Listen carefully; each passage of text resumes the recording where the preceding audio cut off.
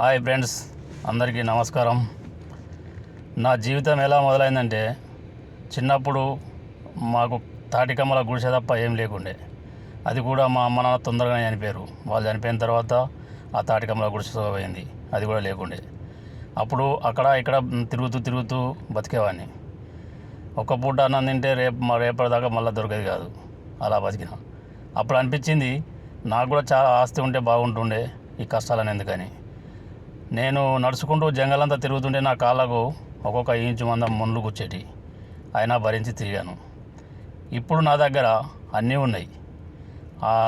ఆస్తి ఉంది, బంగ్లా ఉంది, ఒకసారి కాదు 3-4 పూటలు తినంత తిండి ఉంది, ఎంతో కొంత డబ్బు కూడా ఉంది. అంటే ఇంకోరికి అడగకుండా ఉంది, ఇంకోరికి ఇచ్చేంత కూడా లేదు, ఇంకోళ్ళు అడగకుండా ఉన్నది నా దగ్గర.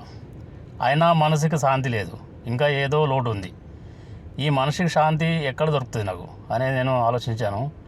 ఇప్పుడు నేను దుబాయ్ అబుదాబిలో ఉండబట్టి ఇప్పుడు 15-20 సంవత్సరాలు అవుతుంది. అయినా కానీ నాకు ఎంత పనులు చేసినా, ఎంత సంపాదించినా నాకు ఆ శాంతి దొరుకుతలేదు.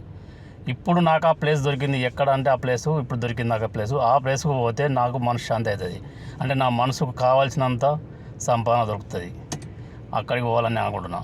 మీరు కూడా పోవాలనుకుంటున్నారా? మీకు కూడా రావాలనుకుంటే చెప్పండి. నేను చెప్తున్నా, ఆ ప్లేస్ ఏదో చెప్తున్నా వినండి. అదేనండి మా ఊరి శ్మశానం.